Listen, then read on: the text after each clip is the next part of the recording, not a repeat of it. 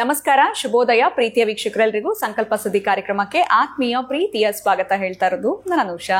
ಮೊದಲನೇ ಬಾರಿ ಚಾನೆಲ್ ವೀಕ್ಷಿಸ್ತಿದ್ದೀರಾ ಅಂತಂದ್ರೆ ಈಗಲೇ ನಮ್ಮ ಚಾನೆಲ್ನ ಸಬ್ಸ್ಕ್ರೈಬ್ ಮಾಡಿ, ನಮ್ಮ ವಿಡಿಯೋಸ್ನ ಲೈಕ್ ಮಾಡಿ. ನಿಮ್ಮ ಜೀವನದಲ್ಲಿ ಬರ್ತಿರುವಂತಹ ಸಮಸ್ಯೆಗಳು, ತೊಂದರೆಗಳು, ಕಷ್ಟಗಳು ಇತ್ತು ಅಂತಂದ್ರೆ ಆದಷ್ಟು ಬೇಗ ನೀವು ಅಕ್ಷಯ ವೃಕ್ಷವನ್ನ ಬರ್ಮಾಡ್ಕೊಂಡ್ರೆ ಖಂಡಿತವಾಗ್ಲೂ ನಿಮ್ಮ ಜೀವನದಲ್ಲಿ ಸಮಸ್ಯೆ ಅನ್ನುವಂಥದ್ದು ಇರೋದಿಲ್ಲ. ಇದರ ಬಗ್ಗೆ ನೀವು ಹೆಚ್ಚಿನ ಮಾಹಿತಿ ಪಡ್ಕೊಳ್ಬೇಕು ಅಂತಂದ್ರೆ ಸ್ಕ್ರೀನ್ ಮೇಲೆ ಬರ್ತಿರುವಂತಹ ನಂಬರ್ಸ್ಗೆ ನೀವು ಈಗಲೇ ಕಾಲ್ ಮಾಡಬಹುದು. ಇನ್ನು ಎಂದಿನಂತೆ ಇವತ್ತಿನ ಕಾರ್ಯಕ್ರಮದಲ್ಲಿ ನಮಸ್ತಲ್ಲಿದ್ದಾರೆ ಸ್ಪಿರಿಚುವಲ್ ಗುರು ಡಾಕ್ಟರ್ ವಿಷ್ಣುದತ್ತ ಗುರುಜಿ ಅವರು. ಗುರುಗಳನ್ನ ಕಾರ್ಯಕ್ರಮಕ್ಕೆ ಬರ್ಮಾಡ್ಕೊಳ್ಳೋಣ. ನಮಸ್ತೆ ಗುರುಗಳೇ, ಕಾರ್ಯಕ್ರಮಕ್ಕೆ ಭಕ್ತಿಯ ಸ್ವಾಗತ. ಗುರುಗಳೇ, ಈ ಒಂದು ಪ್ರಶ್ನೆ ನಾನು ನಿಮ್ಮ ಹತ್ರ ಹೇಗೆ ಕೇಳೋದು ಬೇಡವೋ ಅಂತ ಯೋಚನೆ ಮಾಡ್ತಾ ಇದ್ದೀನಿ. ಮೊದಲನೇದಾಗಿ ಇದು ನಮ್ಮ ಒಂದು ಇಲ್ಲ, ಇದಕ್ಕೆ ಪರಿಹಾರ ಅಂತೂ ಬೇಕೇ ಬೇಕು. ಯಾಕಂದ್ರೆ ಇದು ನಮ್ಮ ಒಂದು ಹತ್ತಿರದವರೆಗೆ ಆಗಿರುವಂತ ಒಂದು ಸಮಸ್ಯೆ. ಅವರಿಗೋಸ್ಕರ ನಾನು ಈ ಒಂದು ಪರಿಹಾರನ ನಿಮ್ಮ ಹತ್ರ ಕೇಳೊಂದಿದ್ರು, ಇದನ್ನೇ ಒಂದು ಪ್ರಶ್ನೆ ಮುಖಾಂತರವಾಗಿ ತಮ್ಮ ಹತ್ರ ನಾನು ತಿಳಿಸ್ತಾ ಇದ್ದೀನಿ. ಯಾಕಂದ್ರೆ ವಿಡಿಯೋನ ಅವರು ಪ್ರತಿನಿತ್ಯ ನೋಡ್ತಾರೆ, ಫಾಲೋ ಮಾಡ್ತಾರೆ. ಸೊ ಅವರ ಸಮಸ್ಯೆಗೆ ಇದ್ರ ಮುಖಾಂತರ ಪರಿಹಾರ ಸಿಗ್ಲಿ ಅನ್ನುವಂಥದ್ದಷ್ಟೇ. ಅವರ ಒಂದು ಜಮೀನ್ ಗುರುಗಳೇ ಅವರು ಗುತ್ತಿಗೆಯನ್ನ ಕೊಟ್ಟಿದ್ರು. ಪೇಪರ್ಸ್ ಎಲ್ಲ ಇವ್ರ ಹತ್ರನೇ ಇದೆ. ನನಗೆ ಯಾರು ಸಂಬಂಧಿಕರಿದ್ದಾರೆ ಅವ್ರ ಹತ್ರನೇ ಪೇಪರ್ಸು ಪ್ರತಿಯೊಂದು ಇದೆ. ಗುತ್ತಿಗೆ ಜಮೀನನ್ನ ಕೊಟ್ಟಿದ್ರು, ಏನೋ ಮಾಡ್ಕೊಳ್ತಾ ಇದ್ರು. ಅವರು ಕೂಡ ಸೇಲ್ ಮಾಡ್ಕೊಳ್ಳೋಂಥದ್ದು ಎಲ್ಲ ಕೂಡ ಈ ಎಳ್ನೀರಾಗಿರ್ಬೋದು, ತೆಂಗಿನಗಳು ಎಲ್ಲವೂ ಕೂಡ ಮಾಡ್ಕೊಳ್ತಾ ಇದ್ರು. ಗುತ್ತಿಗೆ ಲೀಸ್ಗೆ ಅಂತ ಕೊಟ್ಬಿಟ್ಟಾಗ ಅವರು ಎಲ್ಲ ಮಾಡ್ಕೊಳ್ತಿದ್ರು. ಕೆಲವೊಂದು ವರ್ಷ ಅದು ಅವರೇ ಮಾತಾಡ್ಕೊಂಡಿದ್ರು 5 ವರ್ಷಗಳು ಅಂತ. ಈಗ 5 ವರ್ಷಗಳು ಆದ್ರೂ ಕೂಡ ಅವರು ಇವರಿಗೆ ಬಿಟ್ಕೊಡ್ತಾ ಇಲ್ಲ. ಇವ್ರಿಗೆ ಮಾಡ್ಬೇಕು ಅಥವಾ ಇವ್ರ ಹತ್ರ ಪೇಪರ್ಸ್ ಇದೆ, ಅವರು ಗುತ್ತಿಗೆ ತಗೊಂಡಿರೋರು ಈಗ ಇವ್ರಿಗೆ ಬಿಟ್ಕೊಡ್ತಾ ಇಲ್ಲ, ದರ್ಪ ತೋರಿಸ್ತಾ ಇದ್ದಾರೆ. ಅದ್ ಹೆಂಗೆ, ನಾನು ಈಗಲೇ ಬಿಡೋದಿಲ್ಲ, ಇನ್ನು ನನಗ್ ಬೇಕು, ನೋಡೋಣ ಅವ್ರದೇ ಸ್ವಂತ ಅನ್ನೋ ರೀತಿನಲ್ಲಿ ಅವ್ರ ವರ್ತನೆಯನ್ನ ಮಾಡ್ತಾ ಇದ್ದಾರೆ. ಸೊ ಈಗ ಇವ್ರಿಗೆ ಒಂದ್ ರೀತಿ ಇಕ್ಕಟ್ಟಿನ ಪರಿಸ್ಥಿತಿ. ಪೇಪರ್ಸ್ ಇದೆ, ಲೀಗಲ್ ಆಗಿ ಎಲ್ಲ ಪ್ರತಿಯೊಂದು ಡಾಕ್ಯುಮೆಂಟ್ಸ್ ಇದೆ ಇವ್ರ ಹೆಸರಲ್ಲಿ ಇರುವಂತದ್ದು. ಆದ್ರೆ ಅವರು ಚೆನ್ನಾಗೇ ಇದ್ರು ಮುಂಚೆ ಇದ್ರೆ, ಈಗ ಬದಲಾಗಿ ಅವ್ರು ಆ ರೀತಿ ಮಾಡ್ತಿದ್ದಾರೆ. ಅವರು ಬಿಟ್ಟು ಹೋಗೋ ರೀತಿನೇ ಕಾಣಿಸ್ತಾ ಇಲ್ಲ. ನಮ್ ಜಮೀನ್ ನಮ್ ಕೈ ತಪ್ಪಿ ಹೋಗ್ಬಿಡುತ್ತೇನೋ ಅನ್ನೋ ಒಂದು ಆತಂಕದಲ್ಲಿದ್ದಾರೆ. ಅವ್ರು ಯಾಕೆ ಆ ರೀತಿ ವರ್ತನೆ ಮಾಡ್ತಿದ್ದಾರೆ ಗೊತ್ತಿಲ್ಲ. ಲೀಸ್ ಪೀರಿಯಡ್ ಮುಗಿದ್ರು ಕೂಡ ಅವರು ಬಿಡೋದಿಕ್ಕೆ ಚಾನ್ಸು ಇಲ್ಲ. ಯಾವುದೇ ರೀತಿ ಅವ್ರ ಕಡೆಯಿಂದ ಅವ್ರಿಗೆ ಇಂಪ್ರೂವ್ಮೆಂಟ್ಸ್ ಆಗುತ್ತೆ ಅಥವಾ ಬಿಟ್ಟು ಹೋಗ್ತಾರೆ ಅನ್ನೋ ಒಂದು ಹೋಪ್ಸೇ ಕಳ್ಕೊಂಡ್ಬಿಟ್ಟಿದ್ದಾರೆ. ಈಗ ನಮ್ಮ ರಿಲೇಟಿವ್ ಈ ಒಂದು ಸಮಸ್ಯೆನಲ್ಲಿ ಇದ್ದಾರೆ. ಸೊ ಅವ್ರು ಬಿಟ್ಟು ಹೋಗ್ತಾರ, ಈ ಜಮೀನು ಇವ್ರದೇ ಜಮೀನು ಇವ್ರ ಕೈ ಸೇರುತ್ತಾ ಅನ್ನೋ ಒಂದು ಪ್ರಶ್ನೆ ಇವ್ರಿಗೆ ಆಗ್ತಾ ಇದೆ. ಗುರುಗಳೇ, ಯಾಕೆ ಈ ತರ ಆಗತ್ತೆ, ಏನ್ ಪರಿಹಾರ ಮಾಡ್ಕೊಳ್ಬೇಕು, ಅವರ ವರ್ತನೆಯಲ್ಲಿ ಯಾಕೆ ಆ ರೀತಿ ಬದಲಾಯಿತು ಅನ್ನೋಂಥದ್ದೇ ಗೊತ್ತಾಗ್ತಿಲ್ಲ ಗುರುಗಳೇ. ಏನ್ ಪರಿಹಾರ, ಹೆಂಗೆ ಇವ್ರು ಉಳಿಸ್ಕೊಳ್ಬೇಕು ಅಂದ್ರೆ ಏನ್ ಮಾಡ್ಬೇಕಾಗತ್ತೆ ಗುರುಗಳೇ? ಪೇಪರ್ಸು ಪ್ರತಿಯೊಂದು ಲೀಗಲ್ ಆಗಿ ಎಲ್ಲವೂ ಇದೆ ಇವ್ರ ಹೆಸರಲ್ಲಿ. ಕಂಪ್ಲೇಂಟ್ ಏನಾದ್ರು ಮಾಡ್ಬೇಕಾಗಿತ್ತಲ್ಲ, ಅದನ್ನೇ ಇವ್ರು ಸ್ಟೆಪ್ ಇಟ್ಟಿಲ್ಲ ಗುರುಗಳೇ. ಏನ್ ಮಾಡ್ಬೇಕು ಅಂತ ಗೊತ್ತಿಲ್ಲ. ಸೊ ನಿಮ್ಮ ಹತ್ರ ಸ್ಟ್ರಾಂಗ್ ಇಲ್ಲ ಅಂತ ಯಾರು ಮಾತಾಡೋರಿಲ್ಲ ಅಂತ ಹೇಗೆ ಅಂದ್ರೆ ಭಯ ಅಲ್ವಾ ಗುರುಗಳೇ? ಒಂದ್ಸಲಿ ಹೋದ್ರು ಅಂತಂದ್ರೆ ಕೇಸು ಮತ್ತೊಂದು ಓಡಾಡ್ಬೇಕಾಗತ್ತೆ. ಸೊ ಇನಿಷಿಯಲಿ ಏನಾದ್ರೂ ಸಾಲ್ವ್ ಆಗ್ಬಿಡತ್ತಾ, ಏನಾದ್ರೂ ಒಂದ್ ಮಾಡ್ಕೊಳ್ಳೋದ್ರಿಂದ ಅವ್ರ ಮೈಂಡ್ ಚೇಂಜ್ ಆಗಿ ಇವ್ರಿಗೆ ಬಿಟ್ಕೊಡ್ತಾರ ಅಂತ ಯೋಚನೆ ಮಾಡ್ತಿದ್ದಾರೆ. ಓಂ ವಿಶ್ವಸ್ಮೈ ನಮಃ. ಪ್ರೀತಿಯ ಬಂಧುಗಳೇ, ಈ ತರದ್ದು ಕೆಲವು ನಾನು ಕೇಳಿದ್ದೇನೆ. ಅಂದ್ರೆ ಲೀಸಿಗೆ ತಗೊಳ್ತಾರೆ, ಮತ್ತೆ ಮಾಡ್ಕೊಳ್ತಾರೆ, ಅವ್ರು ಬಿಟ್ಟು ಹೋಗ್ತಾರೆ. ಆದ್ರೆ ಇಂದಿರಾ ಗಾಂಧಿಯವರ ಪೀರಿಯಡ್ ಅಂತ ಇದ್ದಾಗ ಬಹುಶಃ ಅಲ್ಲಿ ಉಳುವವನೇ ಆ ಒಂದು ಹೊಲದ ಒಡೆಯ ಅಂತ ಆಗಿದೆ, ಅದು ಬೇರೆ.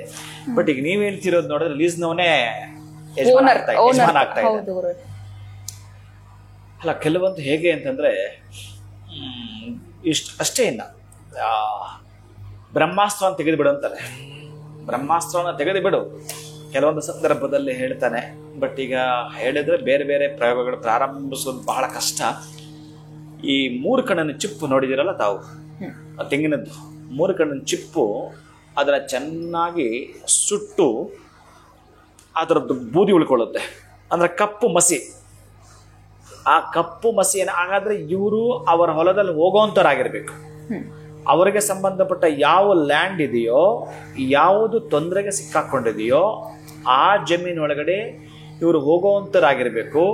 ಬಹುಶಃ ಅವರಿದ್ದರೂ ಕೂಡ ಅವರ ಜಮೀನಲ್ಲಿ ಅವರು ಇಲ್ಲದೇ ಇರೋ ದಿನವನ್ನು ನೋಡ್ಕೊಳ್ತಾರೋ, ಅಥವಾ ಇದ್ದು ಯಾವತ್ತಾದ್ರೂ ಒಂದು ಸಂಜೆ ಆದರೂ ಈ ಕಪ್ಪು ಮಸಿಯನ್ನು, ಕಾಗೆ ಇರುತ್ತಲ್ಲ, ಕಾಗೆ ಆಕಾರದಲ್ಲಿ ಬೊಂಬೆ ಥರ ಮಾಡಬೇಕು.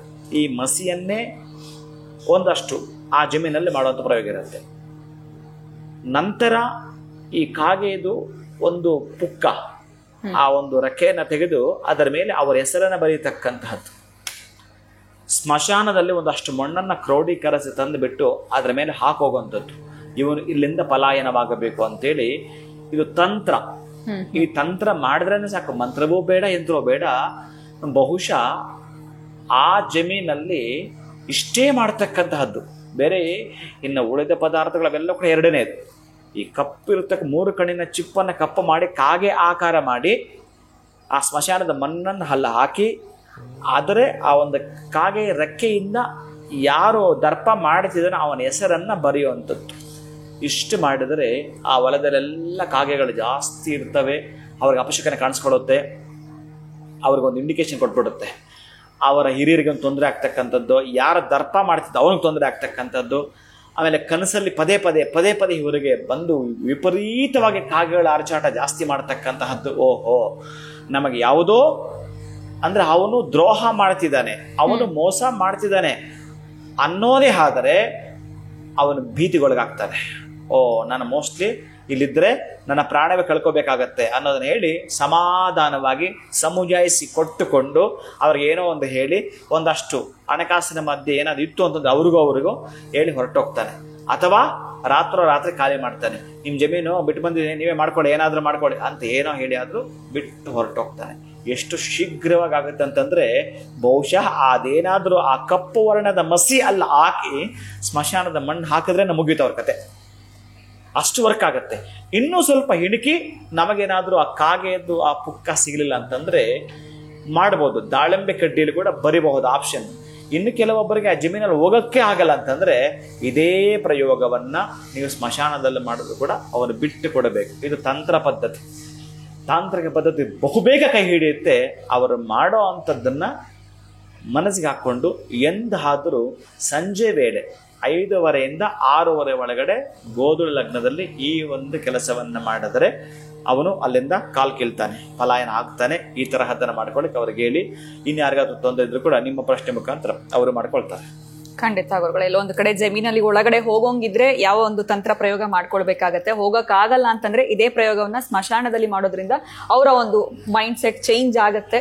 ಸೊ ಇವರಿಗೆ ಒಳ್ಳೇದೇ ಆಗುತ್ತೆ ಅಂತ ತಿಳಿಸ್ಕೊಟ್ರಿ. ಬಹುಶಃ ಅವರ ಈ ಒಂದು ವಿಡಿಯೋ ನೋಡಿದ ಮೇಲೆ ಈ ಪರಿಹಾರನ ಖಂಡಿತವಾಗ್ಲೂ ಮಾಡ್ಕೊಳ್ತಾರೆ. ಯಾಕಂದ್ರೆ ಪ್ರತಿಯೊಂದು ವಿಡಿಯೋಸ್ ಅಲ್ಲಿ ನೀವು ಹೇಳುವಂತ ಪರಿಹಾರಗಳು ಮಾಡ್ಕೊಳ್ತಿರ್ತಾರೆ. ಅದರಿಂದಾನೇ ಅವರು ಈ ಪ್ರಶ್ನೆನ ತಮ್ಮ ಮುಂದೆ ಇಡಿ ಅಂತಂದ್ರು. ಪರ್ಸನಲ್ ಆಗಿ ಕೇಳೋ ಬದಲು ವಿಡಿಯೋ ಮುಖಾಂತರ ನಾನು ತಮ್ಮನ್ನ ಕೇಳಿದೆ. ಆಗ ನಾನು ಕೇಳಿದೆ ಅಂತ ಅವ್ರಿಗೂ ಕೂಡ ಕನ್ಫರ್ಮ್ ಆಗುತ್ತೆ, ಜೊತೆಗೆ ಪರಿಹಾರ ಕೂಡ ಅವ್ರಿಗೆ ಸಿಗುತ್ತೆ. ಗುರುಗಳೇ, ಧನ್ಯವಾದಗಳು ತಮಗೆ. ನಮಸ್ಕಾರ. ಹರೇ ಶ್ರೀನಿವಾಸ.